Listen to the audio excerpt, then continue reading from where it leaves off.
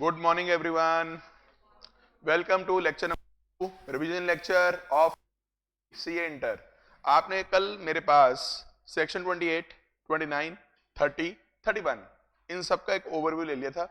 उम्मीद है आपने इसको घर जाके रिवाइज किया होगा और सारे डाउट्स आपके क्लियर हो गए होंगे। बस लैंग्वेज पे ध्यान दिया करो, उसी से बहुत चीजें क्लियर हो जाती हैं।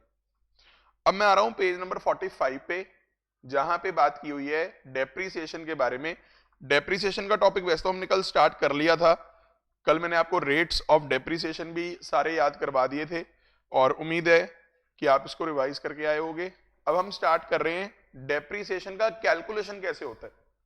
कैलकुलेशन होता है WDV रेट्स लगाकर ब्लॉक ऑफ एसेट की वैल्यू पे। ब्लॉक का मतलब होता था सिमिलर एसेट्स को इकट्ठा कर लो having same rate of depreciation. तो आप देखिए ब्लॉक की calculation section number 43 subsection number 6 में दे रखी है। स्टार्ट करना है ओपनिंग WDV से। अगर तो नया बिजनेस है तो ये नील होगी, अगर पुराना बिजनेस है ऑलरेडी रनिंग बिजनेस है तो WDV कुछ ना कुछ आ रही होगी। जैसे हो सकता है ये ब्लॉक जो हो ये प्लांट एंड मशीनरी का हो, 15% प्लांट एंड मशीनरी, तो उसमें जितनी भी मशीन्स पड़ी होंगी पहले से उसकी WDV ऊपर आ रही होगी। इसमें ऐड करनी होती हैं additions of the assets made in the block during the year. और ये जो एडिशंस होती है ना सर, इन एडिशंस को भी हम आगे दो में बांट लेते हैं। एक तो होती हैं एडिशंस जिनको हमने यूज किया ईयर में 180 डेज और मोर, कैलकुलेटर निकाल लो, 180 डेज और मोर।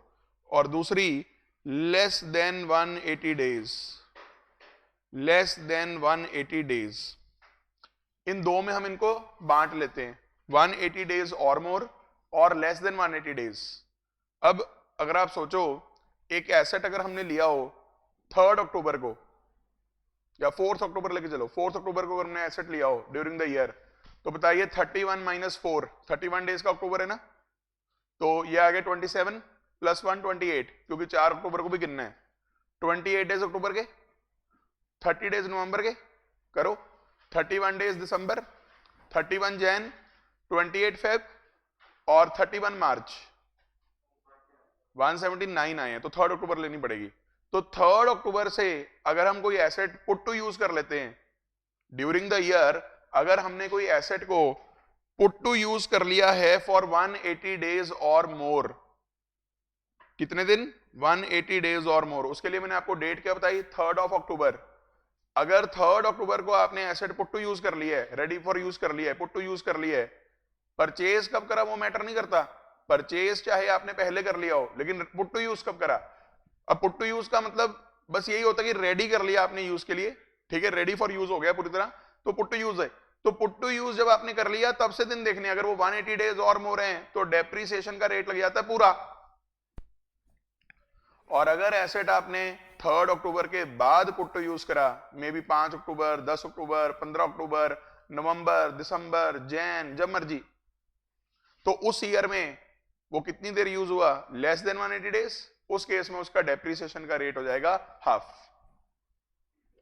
एक बात और ध्यान रखिएगा, कुछ एसेट्स ऐसे होते हैं जिनका नेचर ऐसा होता है कि आप उनको जब रेडी कर देते हो बस वो यूज होने के लिए, उन पे डेप्रीसिएशन मिलनी शुरू हो जाती है, चाहे उनका पुट टू यूज एक बार भी ना हुआ हो।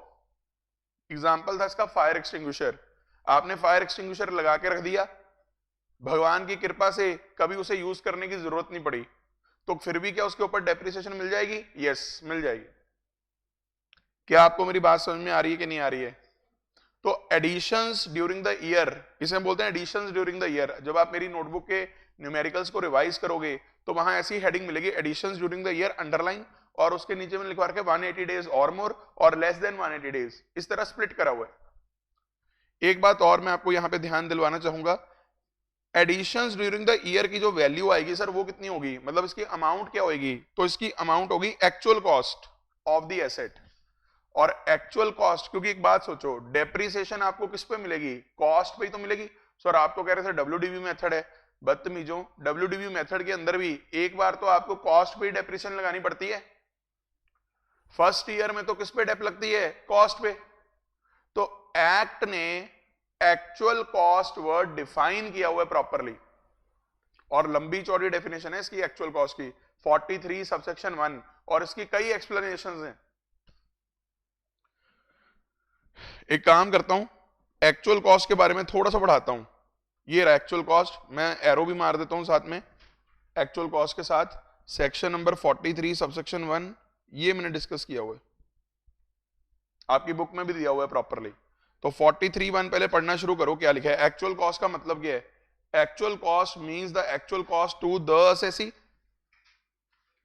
इसमें से हम क्या रिड्यूस कर लेंगे?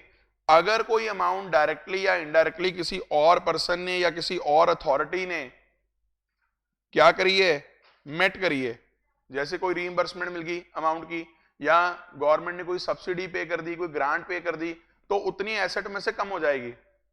यानी मेरे जितने पैसे लगे होंगे उतना ही तो मेरा एक्चुअल कॉस्ट होगा, यस और नो।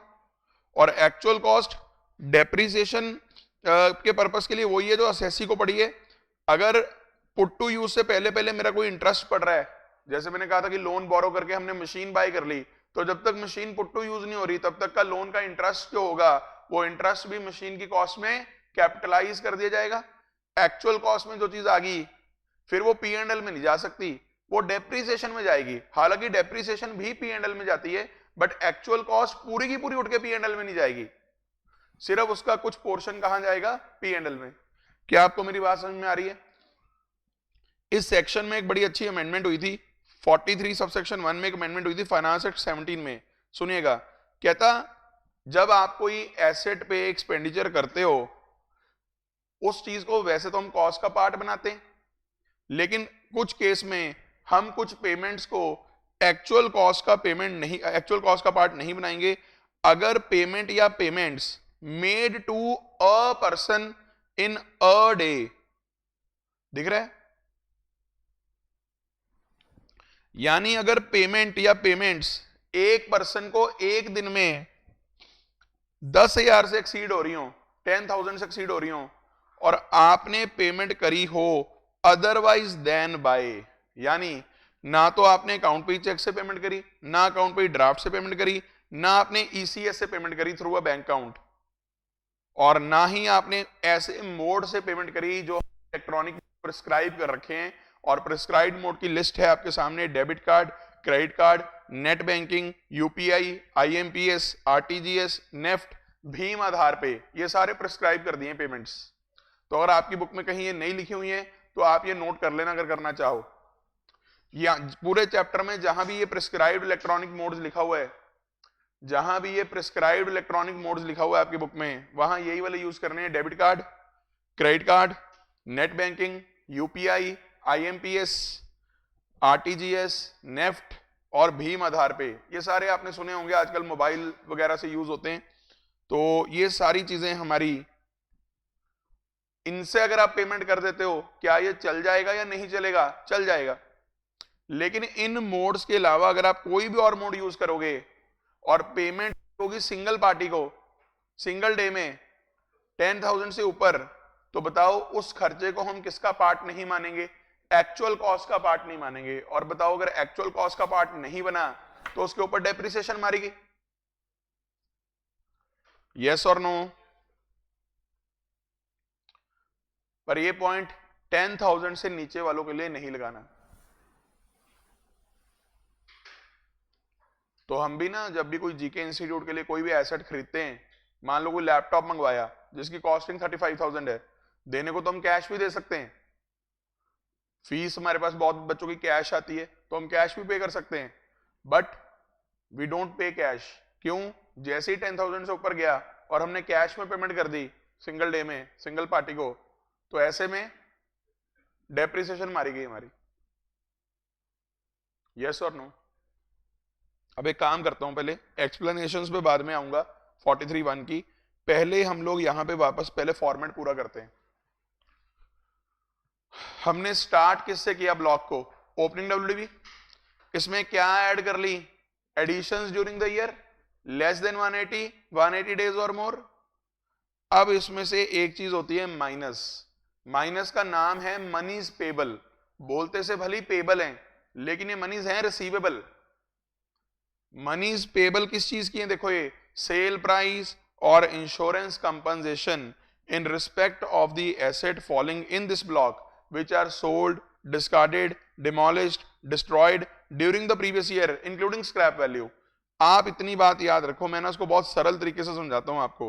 सपोज करिए आपके पास एक ब्लॉक है जिसमें ओपनिंग WDV 80,000 की आ रही है। बताओ यहां 80,000 लिखने का मतलब क्या है? सुनिएगा जरा ध्यान से, इसे इंटरप्रेट कैसे करते हैं। इसका मतलब ये होता है, असेसी बोल रहा है एयर डिपार्टमेंट, इस ब्लॉक में मेरे पास 80,000 की वैल्यू ऐसी है जो मेरी कभी ना कभी पहले खर्च हुई होगी एक्चुअल कॉस्ट के रूप में। 80 की नहीं हुई होगी, ज्यादा हुई होगी, आपने उसमें से कुछ डेप्रिसिएशन मुझे अलाउ कर दी होगी, मैं मानता हूं, लेकिन अभी भी मेरी 80,000 रुपीज उसमें से क्लेम करने वाला बचा हुआ है। क्या आपको इतनी बात समझ में आ रही है? यस और नो? फिर इसी क्वेश्चन में मान लो हमारी 10,000 की एडिशन ऐसी है ड्यूरिंग द ईयर जो 180 डेज और मोर है, और 15,000 की एडिशन ऐसी है जो लेस देन 180 है। अब इस क्वेश्चन में अगर मैं कोई क्या ना दूं आपको, मनीज पेबल, तो आप क्या बोलोगे? 80 क्लेम करना था, पुराना चलता आ रहा है जो क्लेम करने वाला जो पड़ा है, 10,000 और स्पेंड किया वो भी क्लेम करना है, 15,000 और स्पेंड करा वो भी क्लेम करना है, यानी कुल मिला के कितना पैसा क्लेम करना है? 1,05,000। लेकिन क्या डिपार्टमेंट इसे एक बार में अलाउ करेगा या इसको भी डेप्रिशिएट करेगा धीरे धीरे? डेप्रिशिएट। तो भाई लॉ क्या बोलेगा? आपका जो ये 1,05,000 है इसमें टुकड़े कर लो आप, जितना तो आपके पास पुराना पड़ा है और जितना इस साल में आपने नया लिया, और जो 180 डेज और मोर है यानी कि 90 के, और जितना आपने लेस देन 180 है, 90 के पे कितना लगा दो? पूरा रेट, और 10 के पे कितना लगा दो? Half rate. उसके मुताबिक डेप्रिसिएशन कैलकुलेट कर लो। क्या आपको ये केस समझ में आया कि नहीं आया? सिंपल सिंपल था ये तो। अब अगर इस क्वेश्चन में मान लो मनीज पेबल भी आ जाए, मनीज पेबल, सपोज करो हमने इस ब्लॉक में से कुछ एसेट्स सेल कर दिए इस साल में, सेल कर दिए, डिस्कार्ड कर दिए या डिमोलिश कर दिए, और उसके बदले में कुछ पैसे मिल गए हमें, उसके बदले हमें कुछ पैसे मिल गए। सर कितने पैसे मिल गए? मान लेते हैं 35,000, मान लेते हैं 35,000। अब पहले तो मेरे को यह बताओ इसको इंटरप्रिटेशन क्या है? सर इतना पैसा क्लेम करना था, लेकिन डिपार्टमेंट क्या बोलेगा? बेटा 1,05,000 जो तूने क्लेम करना था, उन्हीं एसेट्स की बेच बिचाई करके तेरे को 35,000 तो रिकवर ही हो गया। तो अब 35,000 पे थोड़ा ना तेरे को डेप्रिसिएशन अलाउ करेंगे। यस और नो? तो भाई असेसी क्या बोलेगा? चलो मैं मानता हूं 1,05,000 क्लेम करना था, उसमें से 35,000 मुझे मिल गया, बताइए कितना रह गया? 70।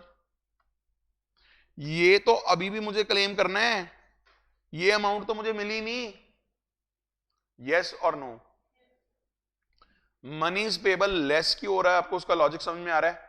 लॉ कहता है जितना पैसा आपने उन्हीं एसेट्स का रिकवर कर लिया वो ब्लॉक में से हटाओ, उस पर थोड़ा ना डेप्रिसिएशन देंगे। अब 70,000 रुपीज की कैसे आप लोग एलोकेशन करोगे? हमेशा ये मान के चलना कि जो बचा हुआ है वो लेटेस्ट वाला तो बचा हुआ होगा। तो हम क्या करा करेंगे, अगर हमारे क्वेश्चन में लेस देन 180 भी है, 180 डेज और मोर भी है, और पुराना भी पड़ा है, और क्वेश्चन में मनीज पेबल भी आ गई, तो ऐसे केस में जब भी हमने ब्लॉक के टुकड़े करने हैं, बताओ 70 में से पहले हमेशा कौन सी चीज अलग कर लिया करूंगा? 15,000 तो कह दो बचा ही हुआ है अभी। आर यू अंडरस्टैंडिंग और नॉट? हमारे इनकम टैक्स एक्ट में इंडिविजुअल एसेट्स वाइज नहीं कैलकुलेशन होती, ब्लॉक वाइज होती है। बस सिर्फ किस चीज का ध्यान देना होता है? 180 डेज और मोर और लेस देन 180, सिर्फ इस चीज का ध्यान देना है। बताओ बाकी कितना रह गया? 55। 15,000 पे लगा दो हाफ रेट, और 55,000 के ऊपर लगा दो पूरा रेट, और वो जो डेप्रिसिएशन आएगी नॉर्मल डेप्रिसिएशन होगी। वो कौन सी डेप्रिसिएशन होगी? नॉर्मल। आप मेरी बात समझ रहे हो? वो लेस करके जो भी फिगर आएगी ब्लॉक की वैल्यू निकल आएगी।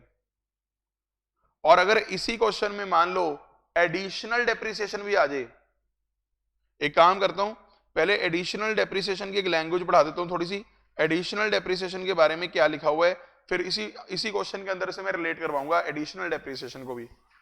पेज नंबर है 47, एडिशनल डेप्रिसिएशन का सेक्शन है 32(1)(2)(a), 32(1)(2)(a। मैंने आपको ऐसे याद करवाया था, A for additional depreciation 32(1)(2)(a। याद रह गया तो ठीक है, नहीं भी याद रहा तो सेक्शन 32 तो है ही है। डेप्रिसिएशन का सारा परिवार कहां आता है, सेक्शन नंबर 32। सुनिएगा, एडिशनल डेप्रिसिएशन का रेट है 20% ऑफ द एक्चुअल कॉस्ट। एक बात ध्यान रखना, जहां भी वर्ड एक्चुअल कॉस्ट आएगा मेरे माइंड में क्या आएगा, इसका मतलब यहां भी ये पॉइंट लगेगा कि अगर आपने 10,000 से ऊपर के एसेट्स लिए हैं और सिंगल डे में पेमेंट कर दी आपने 10,000 से ऊपर, तो उसकी कॉस्ट का पार्ट वो नहीं बनेगी पेमेंट। इसका मतलब नॉर्मल डेप्रिसिएशन तो मारी जाएगी, साथ में उसके ऊपर एडिशनल डेप्रिसिएशन भी मारी जाएगी। Are you understanding? सुनिएगा, कहता मैं 20% ऑफ एक्चुअल कॉस्ट आपको एडिशनल डेप्रिसिएशन दूंगा, किस पे, न्यू प्लांट एंड मशीनरी पे, शिप्स एयरक्राफ्ट वगैरह छोड़ दूंगा, ठीक है, जो आपने एक्वायर और इंस्टॉल कर लिए। पर ये मैं अलाउ सिर्फ किसको करूंगा, या तो जो पावर वाले यूनिट्स हैं या जो मैन्युफैक्चरिंग वाले हैं। जब मैं पावर की बात करूंगा उसमें पावर का चाहे आप जनरेशन करो, ट्रांसमिशन करो, डिस्ट्रीब्यूशन करो, मैं सबको अलाउ कर दूंगा एडिशनल डेप्रिसिएशन। और जब मैं मैन्युफैक्चरिंग की बात करूंगा तो आप मैन्युफैक्चरिंग किसका कर रहे हो, किसी भी आर्टिकल का। यानी एडिशनल डेप्रिसिएशन का जो कंसेप्ट है सर्विस सेक्टर वालों को लेनी है। जैसे कोई चार्टर्ड अकाउंटेंट प्रैक्टिस कर रहा है, कोई कोचिंग इंस्टीट्यूट बच्चों को पढ़ा रहा है, कोई स्कूल चल रहा है, किसी भी जगह पे एडिशनल डेप का कंसेप्ट नहीं है। सर्विस सेक्टर में सिर्फ पावर जनरेशन, ट्रांसमिशन, डिस्ट्रीब्यूशन, एक तो इनको अलाउ करते हैं एडिशनल डेप, और दूसरा एडिशनल डेप किसको अलाउ करते हैं, मैन्युफैक्चरिंग यूनिट्स। तो पेपर में ध्यान से एडिशनल डेप अलाउ करके आना, हर जगह मत अलाउ करी जाना। कितनी अलाउ करोगे, 20% ऑफ एक्चुअल कॉस्ट। बताओ कंप्यूटर्स पे अलाउ होगी एडिशनल डेप? हो सकती है। अगर कंप्यूटर ऑफिस में लगा हुआ है, देखो कंप्यूटर भी प्लांट एंड मशीन है। चलो पहले मैं काम करता हूं, आपको ये बताता हूं क्या क्या चीजें नहीं आएंगी एडिशनल डेप के लिए। सुनिएगा, पहला पॉइंट, ऊपर लिखा था ना न्यू प्लांट एंड मशीन, यानी जो मशीन पहले किसी ने एक्वायर करके इंस्टॉल कर ली उसका एडिशनल डेप तो उसे मिलना था, अगर मिलना था। आप सेकंड हैंड कल को परचेज करते हो उसका एडिशनल डेप आपको नहीं मिलेगा। फर्स्ट पॉइंट क्लियर है? जितने भी ऑफिस अप्लायंसेज हैं या जितनी भी मशीनरीज ऑफिस प्रेमिसेस में या आपके रेजिडेंशियल ऑफिस, रेजिडेंशियल अगर कोई गेस्ट हाउस वगैरह है कंपनी का, वहां जो भी लग रहा है उस पर कोई एडिशनल डेप नहीं मिलेगी। गाड़ियां, बसेस या ऊपर जैसे हमने बताया शिप्स, एयरक्राफ्ट, इन सब चीजों पे क्या नहीं मिलेगी, एडिशनल डेप। और लास्ट पॉइंट, कोई ऐसी मशीन जिसकी होल अमाउंट, जिसकी whole of the actual cost उसी साल में जिसकी, जैसे फॉर एग्जांपल जब हम पढ़ेंगे सेक्शन नंबर 35, वहां मैं आपको बताऊंगा कि कैपिटल एक्सपेंडिचर एक ही बार में अलाउ हो जाता है, साइंटिफिक रिसर्च वाला। तो जिसकी एक्चुअल कॉस्ट पूरी अलाउ होगी एक ही साल में, उसके ऊपर थोड़ा ना एडिशनल डेप मिलेगी। फिर सेक्शन 35 AD स्पेसिफाइड बिजनेस वाला, यहां भी कैपिटल एक्सपेंडिचर हैं जिनकी एक ही बार में आपको डिडक्शन मिल जाती है। एक बात मैं आपको क्लियर कर दूं, मेरे को एक बात बताओ, जो डेप्रिसिएशन होती होगी, अगर मेरे 100 रुपए स्पेंड हुए हैं सपोज, अगर मैं एडिशनल डेप को एक बार के लिए साइड पे रख दूं, डेप्रिसिएशन का मतलब क्या होता है, जो मेरा 100 रुपीज लगा है वो धीरे धीरे धीरे धीरे मुझे अलाउ होगा। अगर मैं SLM की बात करूं, स्ट्रेट लाइन में क्या होता है, 100 रुपीज को अगर मैं 5 साल में राइट ऑफ करूं, 20 20 20 20 100 राइट ऑफ। यही WDV में थोड़ा स्लो स्लो स्लो स्लो करके होता है, क्योंकि उसमें वो WDV कम होती रहती है, पहले 20 है फिर 18, इस तरह कर करके कम होता रहता है, होता है नहीं होता। हालांकि कम भी चाहे हो रहा है लेकिन अल्टीमेटली अलाउ तो 100 रुपए ही हो रहा है।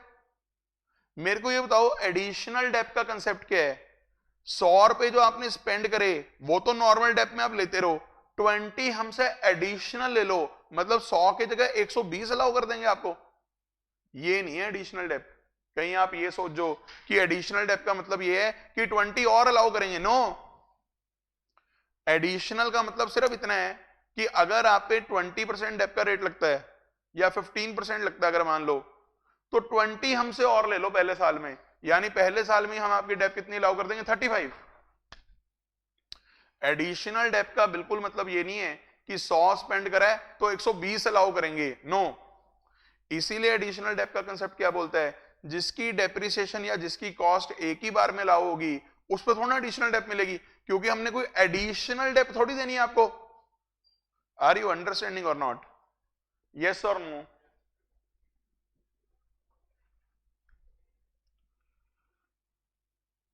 पहला पॉइंट,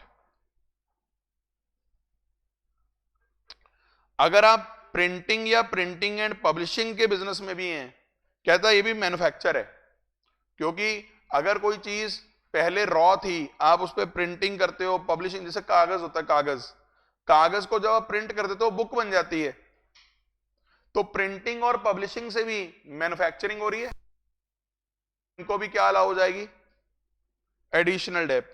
एक पॉइंट है हमारे क्वेश्चन में, हमारी बुक में मिस्टर गोपी वाला, जिसके अंदर मशीन खरीदी, उसी साल में मशीन बेच दी, तो अगर उसी साल में मशीन परचेज करके उसी साल में मशीन बेच दोगे, उस पर एडिशनल डेप अलाउ नहीं होती, ये लिखा हुआ है नोट नंबर 2 में। और अगर कोई एसेट आपने इस ईयर में लेस देन 180 डेज यूज करा है, तो उसकी नॉर्मल डेप्रिसिएशन का रेट हाफ होता था, एडिशनल डेप्रिसिएशन का रेट भी हाफ हो जाएगा, 10। बाकी जो 10% रह गया वो आपका नेक्स्ट ईयर में अलाउ हो जाएगा। ऐसा पहले नहीं होता था, अमेंडमेंट आई थी अभी 4-5 साल पहले, 15-16 के आसपास, तो उस टाइम पे इन्होंने क्लियर किया था कि जो एडिशनल डेप हाफ है वो इस साल में ले लो और बाकी एडिशनल डेप अगले साल में ले लो। आपको पहले 3 नोट समझ में आए कि नहीं आए, यस और नो? इतना क्लियर है? अब मेरी बात जरा ध्यान से सुनिए, जो हम क्वेश्चन कर रहे थे उसमें हम देखते हैं, अगर मान लो ये प्लांट एंड मशीन ऐसी हो जिसपे एडिशनल डेप भी लगती हो, मतलब ना सेकंड हैंड है, ना रोड ट्रांसपोर्ट व्हीकल है, ना ही हमारा ये क्या नाम है ऑफिस के अप्लायंसेस हैं, यानी वो वाले एसेट्स हैं जिन पे एडिशनल डेप मिलनी है। जरा सारे बच्चे एक बार सोचिए, एक क्वेश्चन तो ये है जहां 35,000 रुपीज मैंने मनीज पेबल रखा हुआ है, एक क्वेश्चन अब और सोचिएगा, अगर यहां पे मैं मनीज पेबल कर दूं सपोज 90,000, ये वाला क्वेश्चन भी सोचिएगा। दोनों क्वेश्चन सोचो एक बार कि कैसे कैसे आप इसका नॉर्मल डेप निकालोगे और कैसे कैसे एडिशनल डेप निकालोगे, दोनों सोच लीजिए।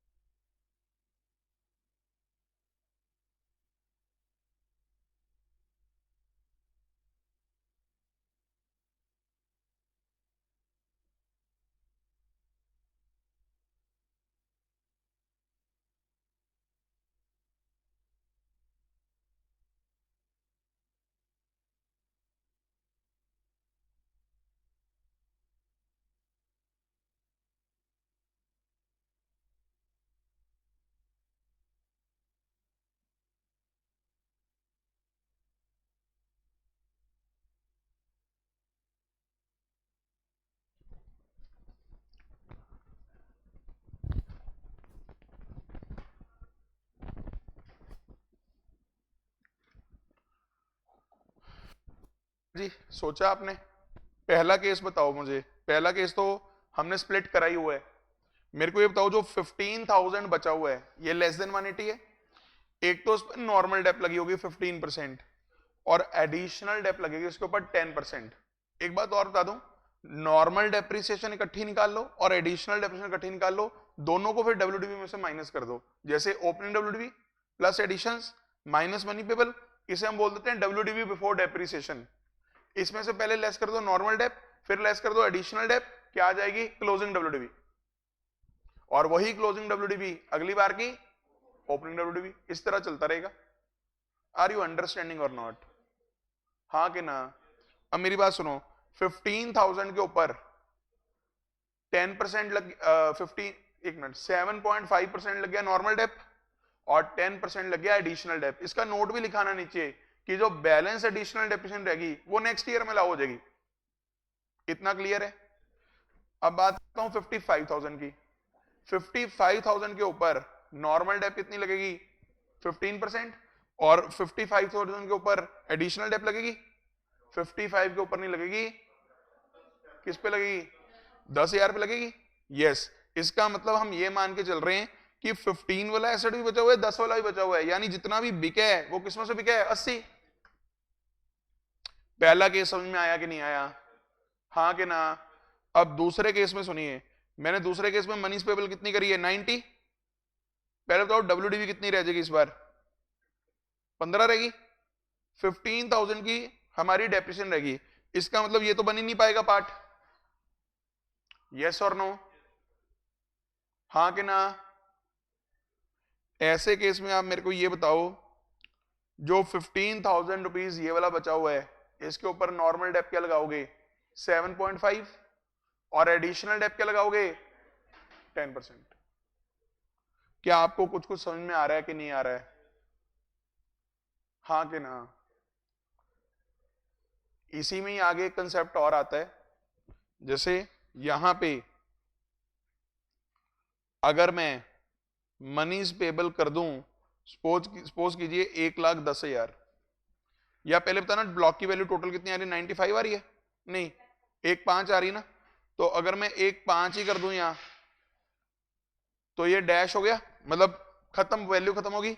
बताओ क्या डेप्रिसिएशन मिलेगी यहां? नो। अब बताओ लॉ के पास क्या दलील है? 1,05,000 आपने क्लेम करना था, कितना मिल गया 1,05,000 ही तो मिल गया, तो क्या आपको कोई डेप्रिसिएशन मिलेगी अलग से? नो। अच्छा, इस क्वेश्चन में एडिशनल डेप मिल पाएगी? सोचने वाली बात है ना यहाँ। वैसे यहां सोचना पड़ेगा मेरे हिसाब से, मेरा दिमाग यहाँ पे ये कहता है कि अगर ऐसा भी तो हो सकता है कि जो ये 1,05,000 के आपने एसेट बेचे हैं, ये सारे वो वाले एसेट्स हों जो ओपनिंग में से ही बिक गए हों, क्या आपका इनकी वैल्यू बहुत हो मार्केट में।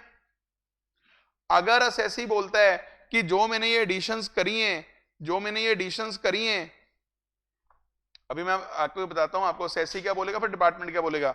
असेसी बोलेगा ये एडिशंस तो दोनों पड़ी हैं मेरे पास, अभी मैंने बेची ही नहीं, तो मुझे इसका क्या मिलना चाहिए एडिशनल डेप। मैं कह रहा हूं असेसी अगर ये दलील देगा भी तो भी ये दलील मानी नहीं जा सकती। क्यों? क्योंकि अगर एडिशनल डेप आपने अलाउ कर दी तो अलाउ करोगे किसमें से? ब्लॉक तो डैश हो चुका, डेप्रीसिएशन की वैल्यू अल्टीमेटली माइनस तो ब्लॉक की वैल्यू में से ही होती है। यानी ऐसा केस भी आ सकता है कि एसेट पड़ा हुआ है आपके पास, पर क्योंकि ब्लॉक ही खत्म हो गया, ब्लॉक की वैल्यू ही खत्म होगी। एक बात याद रखो, जहां ब्लॉक की वैल्यू खत्म हो रही है मनीज पेबल की वजह से, वहां कोई डेप्रिसिएशन अलाउ नहीं हो सकती, ना नॉर्मल ना एडिशनल। इतनी बात समझ में आई? अब एक क्वेश्चन और, अगर मैं यहां पे 1,15,000 कर दूं, तो यहां पहली बार आपके सामने ऐसा केस आया है जहां ब्लॉक नेगेटिव हो रहा है। तो एक बात याद रखिएगा, block can never be negative. अगर आपके एसेट, सुनिए ध्यान से, अगर ये ऐसा केस है जहां ब्लॉक के एसेट बिक तो गए, महंगे बिक गए, लेकिन अभी सारे एसेट्स नहीं बिके, मान लो ऐसा हो सकता है कि ब्लॉक के कुछ एसेट इतने महंगे बिक गए मार्केट में कि आपको मनीज बहुत मिल गई। ऐसे में जहां ब्लॉक की वैल्यू तो खत्म हो रही है पर ब्लॉक के एसेट्स अभी भी फिजिकली पड़े हैं बिजनेस के अंदर और यूज हो रहे हैं, ऐसे में ब्लॉक सीज नहीं होता, ऐसे में ब्लॉक कैरी किया जाता है, ऐसे में ब्लॉक कैरी किया जाता है अगले ईयर्स में नील वैल्यू पे। ये वो केस है जहां ब्लॉक के एसेट बिक गए, महंगे बिक गए, पर सारे नहीं बिके। और एक बात याद रखिएगा, जहां भी ब्लॉक नेगेटिव होगा वहां सेक्शन 50 का आगमन होगा। सेक्शन 50 हमारा है कैपिटल गेन्स चैप्टर का, जो बात करता है कि जब भी कोई डेप्रीशिएबल एसेट्स बिकेंगे और ब्लॉक अगर नेगेटिव आ रहा होगा तो उसके ऊपर शॉर्ट टर्म कैपिटल गेन निकलेगा ऑलवेज। एक बात आज अपने दिमाग में बिठा लो, डेप्रीशिएबल एसेट्स पे कभी भी लॉन्ग टर्म कैपिटल गेन नहीं आ सकता। ब्लॉक कंसेप्ट में हमेशा हमेशा हमेशा कौन सा गेन आएगा? Short term. उसका लॉजिक सिंपल सा ये है, हर साल आप डेप्रिसिएशन कैलकुलेट करते जा रहे हो, तो आप जब भी ये निकालते हो ना गेन है कि लॉस है, वो इस वैल्यू से कंपेयर करके निकालते हो जो शुरू में आ रही होती है या जो इस साल की आ रही होती है। तो ये तो है ही इस साल की फिगर्स, तो लॉन्ग टर्म गेन थोड़ी आएगा।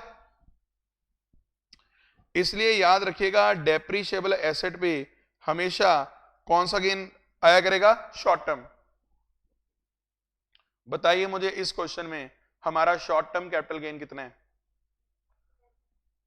10,000 रुपीज का शॉर्ट टर्म कैपिटल गेन है। बताइए 15% पे टैक्सेबल करोगे या 20 पे? टैक्सेबल ही नहीं है, ये शॉर्ट टर्म गेन टैक्सेबल नहीं होगा। टैक्सेबल तो करोगे किस रेट पे करोगे, मैं तो ये पूछ रहा हूं। 10%, 15%, 20%, कौन सा रेट लगाओगे? स्लैब रेट, क्योंकि ये शॉर्ट टर्म गेन 111 ए वाला नहीं है। 111 ए वाला शॉर्ट टर्म गेन 15% में टैक्सेबल होता था। Are you understanding? Are you able to revise? अच्छा अच्छा अच्छा अच्छा अच्छा अच्छा। डेप्रिसिएशन नील होगी इस केस में और शॉर्ट टर्म गेन निकल आया, मतलब डिपार्टमेंट कहता चुपचाप बैठ जा, रौला पा रखा था, इतना क्लेम करना है, इतना क्लेम करना है, इतना क्लेम करना है, तेरे को तो उल्टा ज्यादा मिल गया, तू तो हमें टैक्स भर। अब अगला केस सुनो। मान लो इसी क्वेश्चन में आपकी मनीज पेबल है 90,000, तो ब्लॉक की वैल्यू कितनी आ गई? 15। वैसे तो ये क्वेश्चन आप कहोगे सर कर देंगे हम, कुछ है ही नहीं इसके अंदर, 15,000 सारा मान लेंगे, ये वाला बचा हुआ है और हाफ हाफ रेट लगा देंगे। मेरे को पता है आपको ये आता है, पर मैं क्वेश्चन चेंज कर रहा हूं। क्वेश्चन इस बार ये है, ब्लॉक के सारे एसेट सेल हो गए। अभी तक जो मैं क्वेश्चन बना रहा था उसमें जब 90,000 की मनीज पेबल अगर आ रही थी, ब्लॉक में एसेट्स अभी जीवित थे। जब तक ब्लॉक में एसेट्स जीवित हैं ब्लॉक चलेगा आगे। लेकिन इस केस में मैं क्या बोल रहा हूं, जितने भी एसेट थे ब्लॉक में वो सारे के सारे हमने डिस्कार्ड कर दिए, सेल कर दिए, डिमोलिश कर दिए। तो ऐसे केस में अगर ब्लॉक में वैल्यू बची भी हुई है, that will not be shown और आपका ब्लॉक हो जाएगा सीज। इसे क्या बोलते हैं? Block ceases to exist. इसे नील वैल्यू पे भी मत दिखाना, इसे डैश कर देना बस, ब्लॉक सीज हो गया। चाहे नीचे ये लिख देना यहां पे सीज, ये भी चलेगा, या डैश दिखा देना, पर नील ना दिखाना। Are you understanding? अब बताओ कौन शोर मचाएगा, डिपार्टमेंट या असेसी?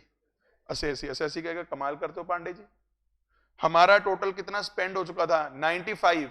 हमें मिला नहीं 1,05,000, सॉरी, मिला सिर्फ कितना? 90।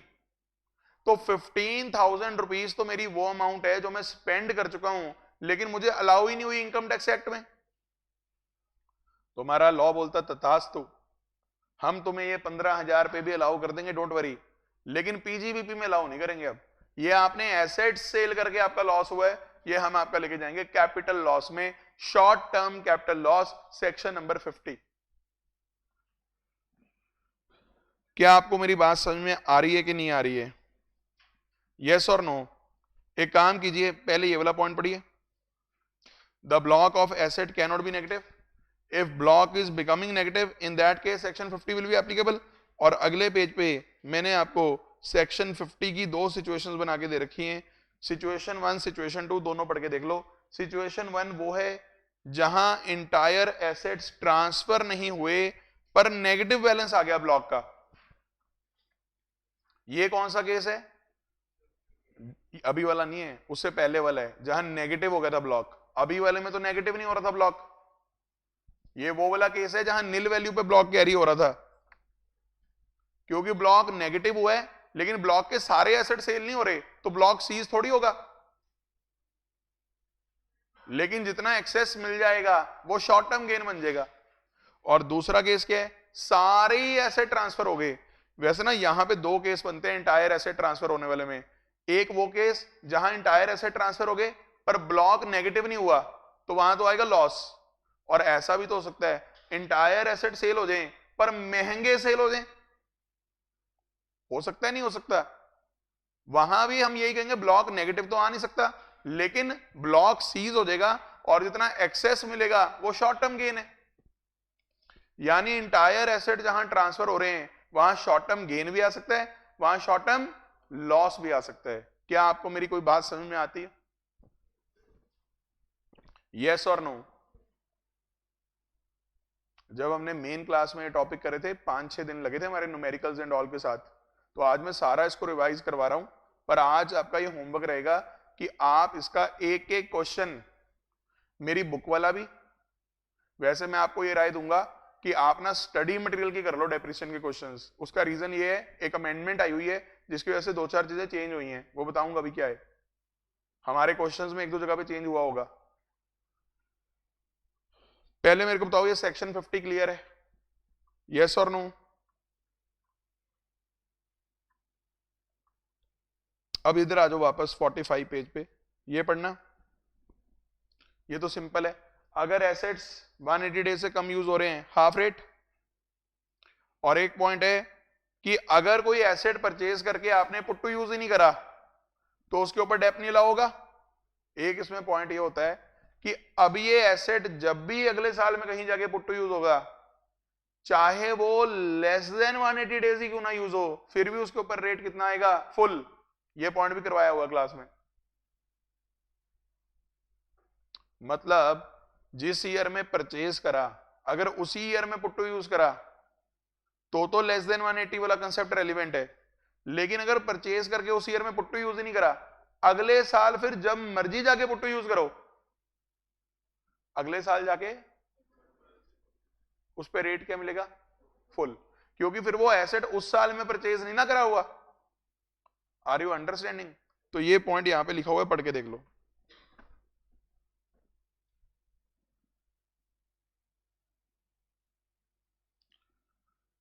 एक बात छोटी सी और बताता हूं, आप याद कीजिए जब आपने +1 में चैप्टर पढ़ा था डेप्रिसिएशन, या सीए फाउंडेशन में जब आपने चैप्टर पढ़ा था, वहां तो आप बड़े हिसाब किताब करते थे।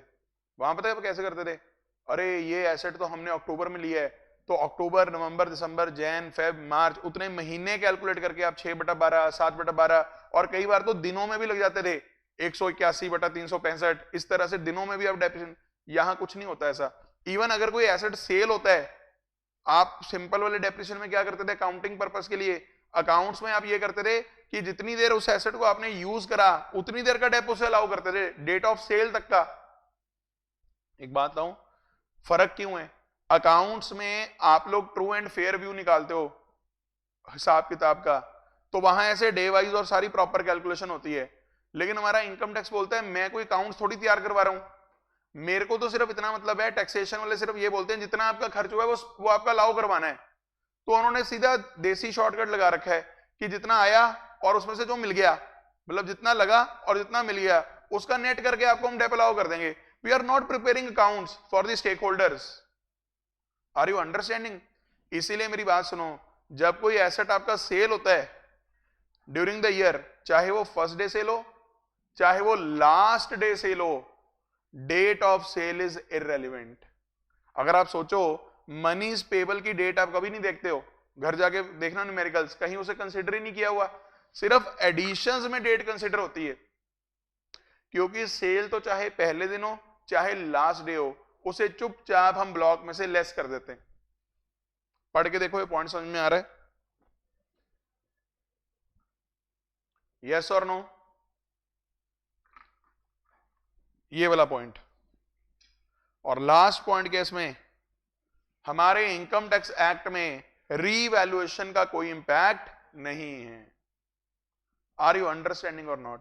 अगर कोई एसेट को अपवर्ड रीवैल्यू कर दिया अकाउंट्स में, क्या इनकम टैक्स वाले भी उसके ऊपर हाई डेप्रिसिएशन दे देंगे आपको? नो। अब इसकी कुछ एक्सप्लेनेशंस हैं। सेक्शन नंबर 43 सबसेक्शन 1 की कुछ एक्सप्लेनेशंस हैं। एक्सप्लेनेशन नंबर 1 सुनिए। एक्सप्लेनेशन नंबर 1 सुनिए।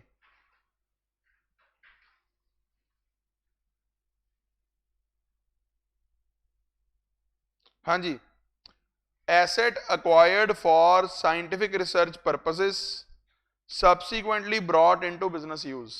ये ना वैसे आगे से भी रिलेट होगा, पर मैं आपको थोड़ा सा यहां पे बता देता हूं। आपको याद होगा साइंटिफिक रिसर्च पर्पस के लिए अगर आप कोई एसेट लेते थे तो उसकी कॉस्ट एक ही बार में लागू हो जाती थी। जब तक तो रिसर्च में यूज हो रहा है आप उसे ब्लॉक में नहीं लेके आते थे। लेकिन अगर रिसर्च वाला एसेट बाद में आप बिजनेस के यूज में ले आओ तो बिजनेस के ब्लॉक में उसकी एडिशन होगी, क्योंकि बिजनेस में अब यूज होने लग गया हो। तो अब यहां पे प्रॉब्लम ये आती है कि बिजनेस में किस वैल्यू पे ऐड करें इसको। खरीदा तो हमने इसको 4 साल 5 साल पहले था, रिसर्च में यूज हो ही गया हो ही गया हो ही गया। अब लॉ ये बोलता है बेटा, जिस टाइम आपने रिसर्च पर्पस के लिए लिया था उस टाइम पे क्या आपको इसकी सारी कॉस्ट अलाउ होगी थी कि नहीं होगी थी? हमने कहा होगी थी। पर अब मैं बिजनेस में लेके आ रहा हूं तो उसे मुझे ब्लॉक में तो दिखाना पड़ेगा। लॉ कहता है ब्लॉक में दिखा दो आप नील वैल्यू पे, यानी एडिशन कितने पे दिखा दो? नील।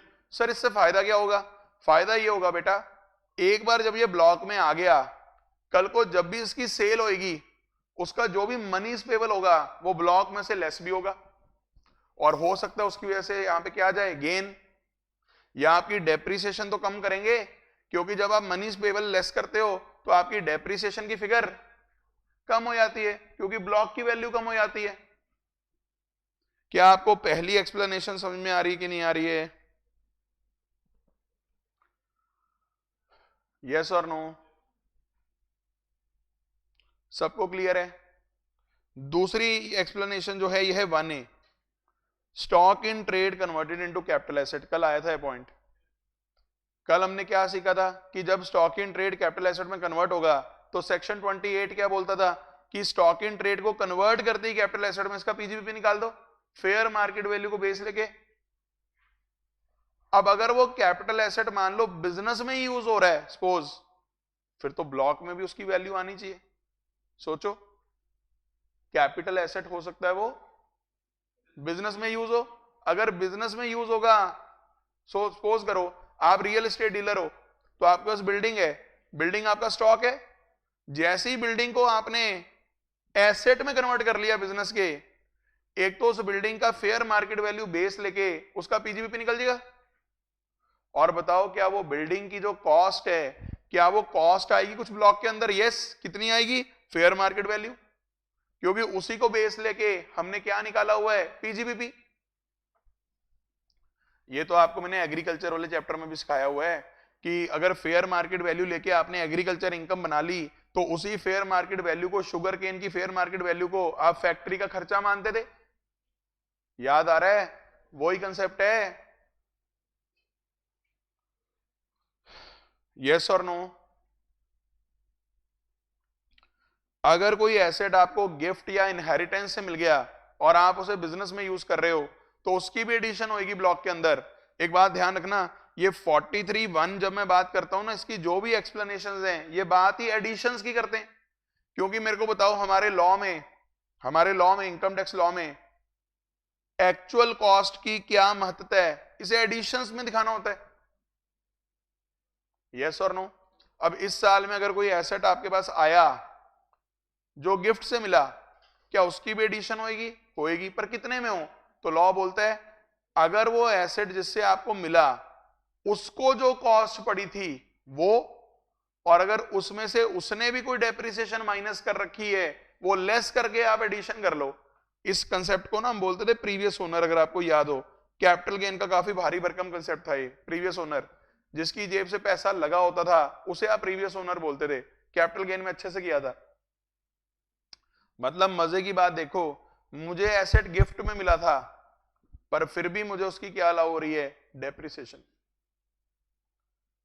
और एक ये एक्सप्लेनेशन नंबर 5 थी, ये इसका न्यूमेरिकल भी पढ़ा आपकी कॉपी के अंदर। बिल्डिंग आपने पहले प्राइवेट पर्पस के लिए खरीदी थी या एज एन इन्वेस्टमेंट खरीदी हुई थी, बाद में जाके आप उसे बिजनेस यूज में ले आए। अब यहां देखो प्रॉब्लम क्या आएगी, बिल्डिंग खरीदी थी 10 साल पहले, मान लो 10 लाख में, या चलो 5 साल पहले खरीदी थी 10 लाख में, अब उसकी मार्केट वैल्यू चेंज होगी। चलो पहले तो आपने उसे प्राइवेट पर्पस के लिए खरीदा था, अब उसे बाद में आप किस यूज में ले आए, बिजनेस यूज। जैसे ही आप उसे बिजनेस यूज में लेके आओगे, क्वेश्चन क्या उठेगा, मैं एडिशन में दिखाऊंगा बिल्डिंग ब्लॉक की, पर कितने पे दिखाऊं, ये क्वेश्चन उठेगा। तो उसका आंसर आएगा एक्सप्लेनेशन के अंदर। आंसर पढ़ के देखो क्या लिखा हुआ है। कहता है एक्चुअल कॉस्ट होगी इस बिल्डिंग की जो आपने परचेज करते हुए इस पे खर्च करा या कंस्ट्रक्ट करने पे खर्च करा, लेकिन उसमें से मैं रिड्यूस कर दूंगा नोशनल डेप्रिसिएशन। ये नोशनल डेप्रिसिएशन का मतलब क्या है, जब से ये एसेट आपने खरीदा था, जब से ये बिल्डिंग आपने खरीदी थी, मैं मान के चलूंगा शुरू से ये बिजनेस के यूज में यूज हो रही है। और यहां मैंने 5 साल पहले कहा था ना कि 5 साल पहले ये बिल्डिंग ली थी, तो 5 साल की डेप्रिसिएशन नोशनल कैलकुलेट हो जाएगी। और कौन सा रेट लगा के कैलकुलेट होगी, calculated up to the year of bringing the asset to use at the depreciation rate applicable to that year. बताओ यहां दैट ईयर का मतलब क्या है, जिस ईयर में आप उसे पुट टू यूज लेके आ रहे हो बिजनेस पर्पस के लिए। क्योंकि ऐसा भी हो सकता है कि जिस टाइम आपने बिल्डिंग खरीदी थी उस टाइम पे डेप्रिसिएशन का रेट अलग था, क्योंकि रेट भी तो चेंज होते रहते हैं। इन्होंने रेट में क्या क्लैरिटी लाई कि मान के चलो अगर इस साल में आप इसे बिजनेस यूज के लिए लेके आ रहे हो तो इस साल का रेट शुरू से लगा दो।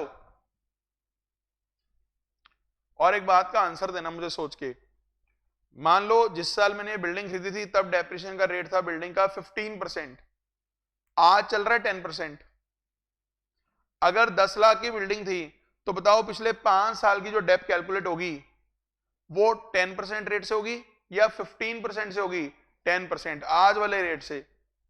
और एक क्वेश्चन का आंसर और दो, अगर उस ईयर में जब ये हमने बिल्डिंग खरीदी थी, अगर उस ईयर में ये लेस देन 180 डेज के लिए यूज हुई हो, क्या वहां पे हाफ रेट भी लगाओगे? यस, डेप पूरी प्रॉपर कैलकुलेट होगी। और एक क्वेश्चन का आंसर और लास्ट, मान लो जिस ईयर में आप इसे बिजनेस यूज में लेके आ रहे हो उस ईयर में ये लेस देन 180 डेज यूज हो रही है, फिर भी फुल ईयर का रेट लग जाएगा, क्योंकि ये बिल्डिंग पहले खरीदी हुई है। और बाद में अगर put to use less than 180 भी करते हो, इवन देन इस साल का रेट क्या लगेगा, फुल। क्या आपको मेरी एक भी बात समझ में आ रही है? घर जाके ना आज ये वाले एग्जांपल्स कर लेना, सेकंड या थर्ड नंबर ही है मेरा ख्याल। एक बिल्डिंग पे भी दिया हुआ है मैंने ऐसा क्वेश्चन, एक मोटर कार पे भी दे रखा है ऐसा क्वेश्चन। पर ध्यान रखना, मोटर कार वाले क्वेश्चन पे आप ये एक्सप्लेनेशन नहीं लगा सकते हो, क्योंकि ये एक्सप्लेनेशन सिर्फ और सिर्फ किस पे लगती है, बिल्डिंग पे। क्या आपको मेरी बात समझ में आ रही है कि नहीं आ रही है? यस और नो? सबको क्लैरिटी है? एक्सप्लेनेशन नंबर 9 बात करती है कि अगर कोई एसेट पे एक्साइज ड्यूटी या कस्टम लगा है तो उसमें ना पुराना वर्ड लिखा हुआ है सैनवैट, आजकल तो आप इसे आईटीसी बोलते हो। तो सिंपल बोलूं, जिसका क्रेडिट मिल रहा है, जिस टैक्स का आपको क्रेडिट मिल रहा है, आप उसे कॉस्ट का पार्ट थोड़ी ना बनाओगे। तो लिखा हुआ है CENVAT credit shall not form part of actual cost. यानी आज की अगर मैं बात करूं, अगर मैं 10 लाख की एक मशीन खरीद रहा हूं और उसके ऊपर 1.8 लाख का जीएसटी है, तो बताओ मैंने अपनी बुक्स में अगर कॉस्ट डेबिट करी है 10 लाख और 1.8 लाख का आईटीसी बुक करा है, तो मेरे लिए कॉस्ट कितनी हुई, 10 लाख या 11.8 लाख? 10 लाख। ये बात, क्योंकि जब टैक्स का मुझे आईटीसी मिल रहा है तो मैं उसे कॉस्ट का पार्ट थोड़ी बनाऊंगा। ये बात ना आईटीसी के चैप्टर में भी लिखी हुई है जीएसटी के अंदर, कि जिसका आपने आईटीसी ले लिया उस पर आप डेप क्लेम नहीं करोगे इनकम टैक्स एक्ट में। यस और नो? नेक्स्ट पॉइंट पे भी आपको वो मिल जाएगी, न्यूमेरिकल मिल जाएगा। अगर कोई एसेट नॉन रेजिडेंट असेसी या कोई फॉरेन कंपनी इंडिया लेके आ रहा है बिजनेस या प्रोफेशन के लिए, और ये एसेट पहले वो इंडिया के बाहर यूज कर रहा था मान लो, तो ऐसे में भी डेप्रिसिएशन लेस करके, भले ही एसेट बाहर यूज हो रहा था, अब जब बाहर यूज हो रहा होगा वो वाली डेप तो इंडिया में लाऊ नहीं हो रही होगी क्योंकि नॉन रेजिडेंट ऐसी है, लेकिन जैसे ही वो इंडिया में ले आएगा ब्लॉक में एडिशन में दिखाना पड़ेगा। एडिशन में आप किस वैल्यू पे दिखाओगे? अगर 10 लाख का एसेट था लेकिन ऑलरेडी वो बाहर 3 लाख की डेप अलाउ करवा चुका है, तो बताओ यहां सिर्फ कितना अलाउ होएगा? 7 लाख। पर ध्यान रखना एक बात और, बाहर कितना अलाउ करवा चुका वो मैटर नहीं करता, हम इंडिया की कैलकुलेशन करेंगे नोशनल, कि अगर ये एसेट शुरू से इंडिया में यूज हो रहा होता फिर इस पे कितनी डेप लग चुकी होती, बाकी जो वैल्यू बच गई उस पर एडिशन करोगे। पढ़ के देखो, यही लिखा हुआ है।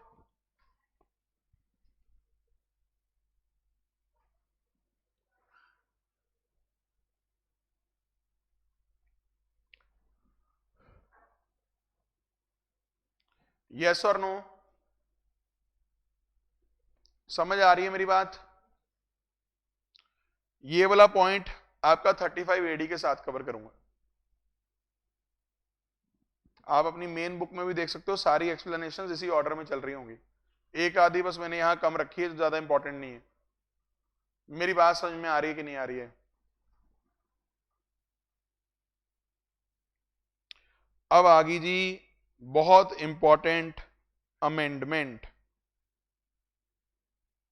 और ये अमेंडमेंट ऐसी है जो मैं ये नहीं कहूंगा कि बजट 2020 से आई है, ये अमेंडमेंट ऐसी है जो पहले से ही चल रही थी और पहले से ही पता था आनी है, क्योंकि जो 32 एडी सेक्शन होता था हमारा, बिहार, आंध्र प्रदेश, तेलंगाना और वेस्ट बंगाल वाला, वो सेक्शन का जो जीवन था वो 31 मार्च 2020 तक का ही था। जहां मैंने आपको एडिशनल डेप का टॉपिक दे रखा है ना, एडिशनल डेप आपके मेन नोट्स के अंदर, वहां देखो कहीं एडिशनल डेप के नीचे ना कहीं नोट वगैरह लिखा मिलेगा आपको कि एडिशनल डेप्रिसिएशन का रेट लग जाएगा 35% अगर कोई मैन्युफैक्चरिंग यूनिट बैकवर्ड एरिया में स्थित है of specified states. Specified states वही थे बैड डब्ल्यू। ये पॉइंट क्यों कट हो गया? क्योंकि 32 एडी की मृत्यु होगी। तो देखो यहां पे क्या लिखा है मैंने, ये सारा जो मैंने उठाई ना, ये सारी लैंग्वेज, ये सारा विद एग्जांपल, ये आपके इस बार के स्टडी मटेरियल से उठाया मैंने, आईसीआई स्टडी मटेरियल में दे रखा है सारा। पढ़ के देखो यहां से, हायर एडिशनल डेप कितनी? 35% इंस्टेड ऑफ 20%। और आपको याद होगा 32 एडी में 15% का डेप मिलता था। किस पे मिलता था? Actual cost of new machine और प्लांट। आपको पता है यहां भी वर्ड इन्होंने एक्चुअल कॉस्ट लिखा हुआ था। इसका मतलब अगर आपने 10,000 से ऊपर की पेमेंट करी अदरवाइज देन बाय अकाउंट पे चेक, अकाउंट पे draft, ECS through a bank account और एनी अदर प्रिस्क्राइब्ड मोड, तो ये वाला अलाउंस भी आपका मारा जाता था 15% वाला। वो तो खैर अब वैसे ही मारा गया, ठीक है, क्योंकि इसकी डेट क्या होती थी देखो, asset acquired and installed between 1 April 15 and 31 मार्च 20। दिख रहा है कहां कहां पे बैड डब्ल्यू दिख रहा है? हाँ कि ना? देयरफॉर जो भी ऑन और आफ्टर एसेट्स आ रहे हैं ये वाली डिडक्शन तो आएगी नहीं। अब हमने तो प्रीवियस ईयर 2021 करना है। अब इसका मतलब फर्दर डेप्रिसिएशन जो हमारी 35 वाली होती थी वो भी नहीं होगी, तो एडिशनल डेप भी कौन सी होगी अब? 20, जो नॉर्मल करते हो आप। और अगर वो लेस देन 180 हुआ तो 10। देखो समझ में आ रहा है? लेकिन अभी भी एक पॉइंट इसमें से छोटा सा क्या रेलिवेंट रह गया आपके लिए, ये वाला। पता है ये कौन सा पॉइंट है? कि अगर कोई plant and machine notified backward area में 1920 में एसएससी ने इंस्टॉल कर ली थी, उस टाइम पे तो एडिशनल डेप मिलती थी 35%, और वो ऊपर से हुई लेस देन 180 डेज। तो बताओ लास्ट ईयर में कितनी लागू हुई होगी? 17.5। तो उसका बैलेंस 17.5% अभी भी आपके 2021 प्रीवियस ईयर के लिए रेलिवेंट होगा। पढ़ के देखो समझ में आ रहा है?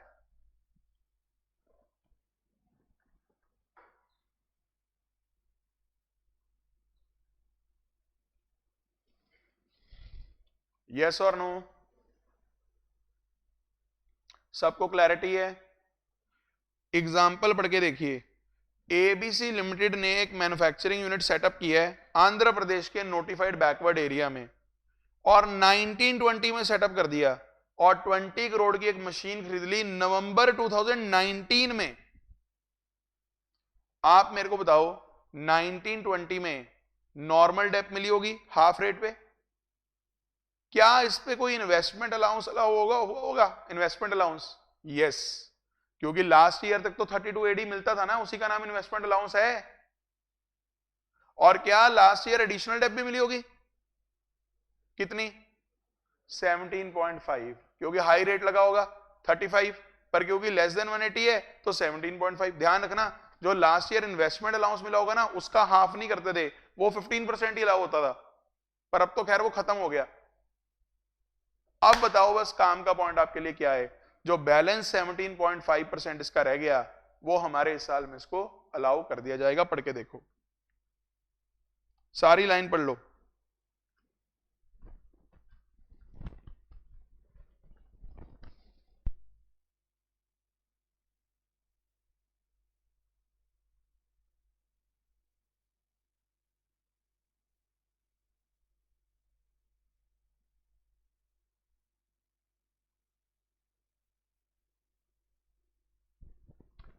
लास्ट में, however, if ABC Limited acquired and installed new plant and machine during this year, फिर एडिशनल डेप कितनी अलाउ होगी?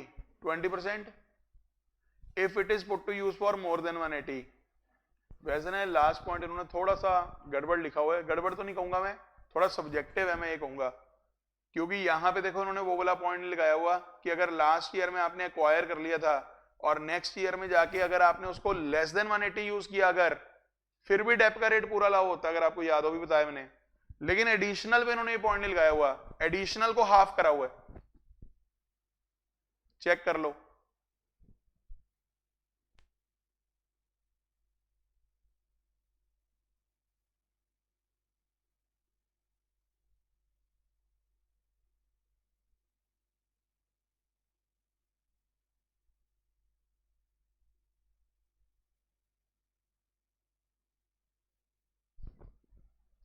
ये लास्ट में जो लिखा हुआ है, मैं आपको ये कह रहा हूं, अभी तक जितने हमने फंडे बनाए हैं उससे थोड़ा अलग जा रहा है।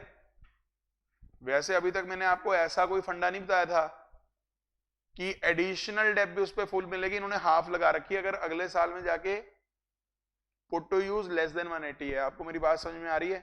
तो स्टडी मटेरियल से ऊपर हमारे लिए कुछ नहीं है, मैं यही कहूंगा इसी फॉलो कर लो, और क्या कह सकता हूं मैं। पर वैसे सब्जेक्टिव है मेरे हिसाब से, क्योंकि नॉर्मल डेप तो उसकी पूरी अलाउ होती है, वो लिखी भी नहीं इन्होंने, कुछ लिखा ही नहीं उसके बारे में, समझ रहे हो? पर आपको मेन अमेंडमेंट समझ में आ गई क्या है? मेन बस ये है 35% वाला रेट नहीं लगाना इस साल, और अगर कोई पुराना बचा हुआ है उसका लगा दो 12.5। तो उम्मीद करता हूं ये पॉइंट आपका क्लियर है। तो इस टॉपिक में तो यही अमेंडमेंट थी। आई होप आपने चाहे वहां लिखना है लिख लो, एडिशनल डेप वाला जहां टॉपिक दे रखा है। और ध्यान रखना, क्लास में मैंने कोई भी क्वेश्चन ऐसा करवा रखा है बैड डब्ल्यू वाला, तो उसके अंदर मैंने 32 एडी अलाउ किया होगा एक, तो वो इस साल अलाउ ना करना, और अगर हाई रेट की बात है वो भी 20% कर देना एडिशनल। तो घर पे जब आप रिवाइज करो मेरे नोट्स को, तो प्लीज उस बात का ध्यान दे लेना कि आपके जो क्वेश्चन करे हुए हैं वो लास्ट प्रीवियस ईयर के करे हुए हैं, हमने ठीक करे हुए हैं, लेकिन अब न्यू प्रीवियस ईयर में वो आंसर चेंज हो जाएंगे। तो उसके लिए मैं आपको बेस्ट तो यही कहूंगा कि आप लोग प्लीज प्लीज प्लीज आज आईसीएआई स्टडी मटेरियल के सारे क्वेश्चन कर दो, डेप्रिसिएशन से रिलेटेड एक ही जगह पे दे रखे हैं, हो जाएंगे पक्का। एक पॉइंट और करवा देता हूं इसी से रिलेटेड, डेप्रिसिएशन का प्रोपोर्शनेट कैलकुलेशन सुनिएगा।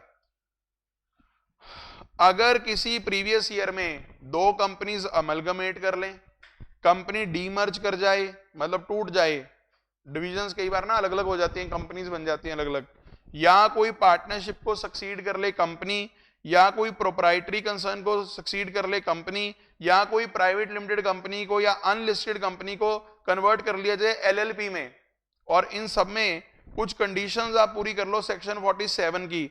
सेक्शन 47 होता था transactions not regarded as transfer for the purposes of capital gain. बताओ अगर हम जीके इंस्टीट्यूट पार्टनरशिप फर्म को जीके इंस्टीट्यूट कंपनी में कन्वर्ट कर लें, क्या उसके ऊपर कोई कैपिटल गेन निकालेगा डिपार्टमेंट? नो, क्योंकि that is not a transfer. लेकिन क्योंकि असेसी चेंज हो रहा है तो वहां लॉ ये बोलता है कि अभी तक तो डेप्रिसिएशन हम अलाउ किसको कर रहे थे? GK institute partnership firm. अब डेप किसको अलाउ नहीं है? GK institute company. तो वहां जिस ईयर में ये ऐसा हो रहा है उस ईयर में क्या शोर मचेगा? कितनी डेप्रिसिएशन किसको अलाउ करें? तो उसके लिए हमने ये बोला था कि प्रोवाइजो ये बोलती है कि पहले एक बार ये मानो कोई अमलगमेशन, कोई डिमर्जर, कोई कन्वर्जन कुछ नहीं हुआ और डेप्रिसिएशन कैलकुलेट कर लो और फिर उस डेप्रिसिएशन को अपोर्शन कर लो प्रेडिसेसर और सक्सेसर के बीच। किस रेशो में? नंबर ऑफ डेज, जितनी जितनी देर एसेट को यूज करा गया। मैं अगर आपको एक सिंपल यहां पे एग्जांपल दिखाऊं तो हमारी बुक में भी ऐसे वाले क्वेश्चन ही है। अगर ये है 1/4/19 या 1/4/20 कर लो अब तो, और ये है 31 मार्च 21। मान लीजिए ये है 1 अक्टूबर, यहां पे मान लो कन्वर्जन होगी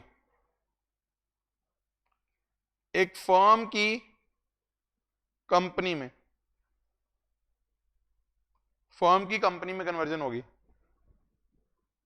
देखो कुछ एसेट खरीदे हुए थे यहां और कुछ एसेट खरीदे हुए यहां, यानी यहां भी एसेट परचेज हुए और यहां भी एसेट परचेज हुए।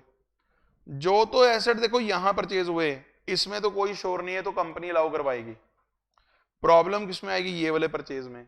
ये वाले परचेज में फर्म कहेगी मैंने भी यूज करा है, कंपनी कहेगी मैंने भी यूज करा है बाद में। तो हमने क्या बोला था आपको?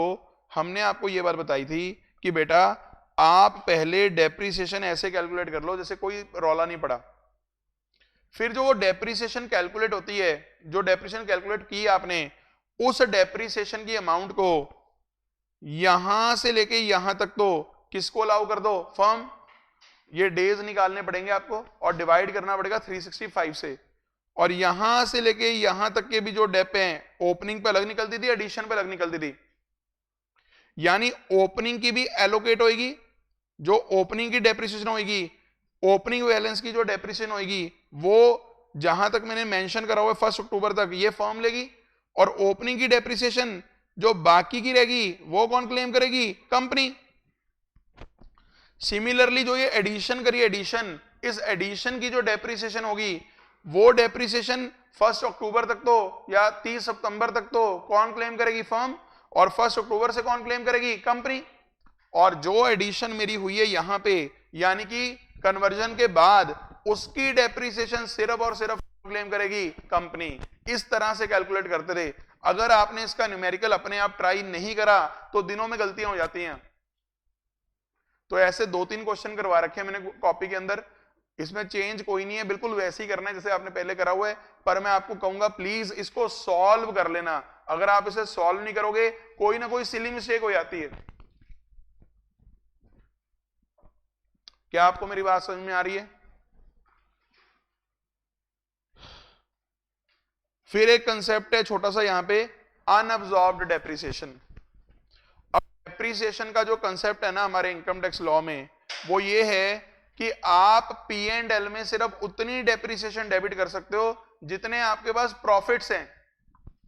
और जब मैं डेप्रिसिएशन की बात करता हूं तो नॉर्मल और एडिशनल दोनों की बात करता हूं, क्योंकि डेप्रिसिएशन तो दोनों ही है।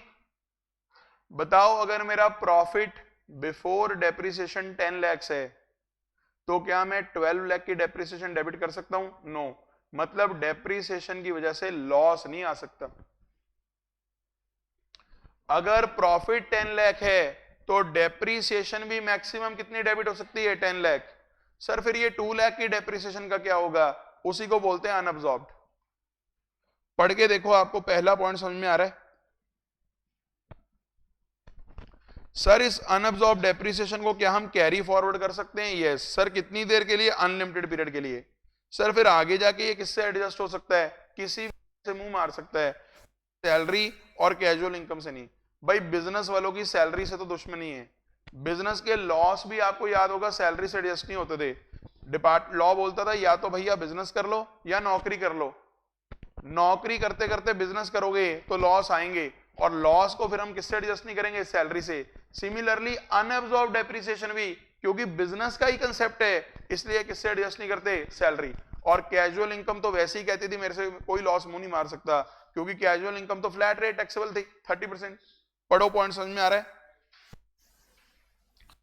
सर अगर हमारा कोई बिजनेस डिसकंटिन्यू हो गया और उसकी हमारे पास अनएब्सॉर्ब डेप्रिसिएशन पड़ी हुई, क्या वो भी कैरी फॉरवर्ड हो जाएगी? Yes sir. क्या अनएब्सॉर्ब डेप्रिसिएशन तो भी कैरी फॉरवर्ड हो जाएगी कि रिटर्न आपने फाइल करी ड्यू डेट के बाद? Yes sir. अगर रिटर्न ऑफ इनकम फाइल ही नहीं करी तो भी हो जाएगी। आपको याद होगा हमारे एक्ट में कुछ लॉसेस ऐसे हैं, जैसे पीजीबीपी का लॉस, कैपिटल गेन का लॉस, इनका कैरी फॉरवर्ड तभी अलाउ होता है अगर आप रिटर्न टाइम पे फाइल करते हो।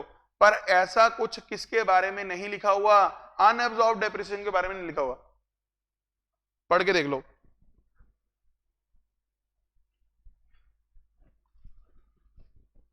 और अगर किसी सवाल में करंट ईयर की डेप्रिसिएशन भी आ रही है, करंट ईयर के लॉसेस भी हैं, पुराने लॉसेस भी हैं, तो क्या प्रायोरिटी रहेगी सेट ऑफ की? वैसे मैं आपको सिंपल बताता हूं, सबसे पहले सारे खर्चे डाल लो डेप छोड़ के, डेप सबसे एंड में डालो, सिर्फ उतनी डालो जितने प्रॉफिट हैं। यानी पहली प्रायोरिटी रहेगी करंट ईयर डेप की सबसे नीचे जाके, और इससे पहले भी वैसे और किसकी प्रायोरिटी रहेगी, इससे भी पहले current year expenses except dep. पहले सारे खर्चे डेबिट कर लो डेप के अलावा, फिर करंट ईयर की डेप डाल दो। कितनी डालोगे? To the extent profits. अब उसके बाद भी अगर प्रॉफिट बच गया आपके पास, तो पहले तो वैसे करंट ईयर के लॉसेस एडजस्ट होते हैं, फिर ब्रॉड फॉरवर्ड लॉसेस एडजस्ट होते हैं, फिर लास्ट में जाके क्या एडजस्ट होगा, ब्रॉड फॉरवर्ड डेप्रिसिएशन।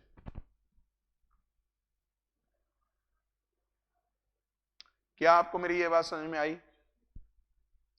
यस और नो? तो मैं आपसे आज ज्यादा नहीं उम्मीद कर रहा, उम्मीद इतनी कर रहा हूं कि डेप्रीसिएशन का जो सारा टॉपिक है वो हमारे जीके वाले नोट्स प्लस हमारा आईसीआई का स्टडी मटेरियल, सारा टॉपिक जाके अच्छे से रिवाइज कर लो। और मैं तो आपको ये कहूंगा, चाहे सारे फॉर्मेट प्रॉपर ना बनाओ पर एटलीस्ट फिगर्स वगैरह लिख के देखो, क्योंकि गलतियां होती हैं डेप्रिसिएशन के चैप्टर के अंदर, टॉपिक के अंदर। Are you understanding? सिर्फ ऐसे मत करना कि ये क्वेश्चन पढ़ा, हाँ ये फिगर यहां गई, थोड़ा सा लिख के कर लेना ताकि थोड़ा कॉन्फिडेंस एनहांस हो जाए। आज के लिए इतना ही। Thank you very much, bye bye, take care.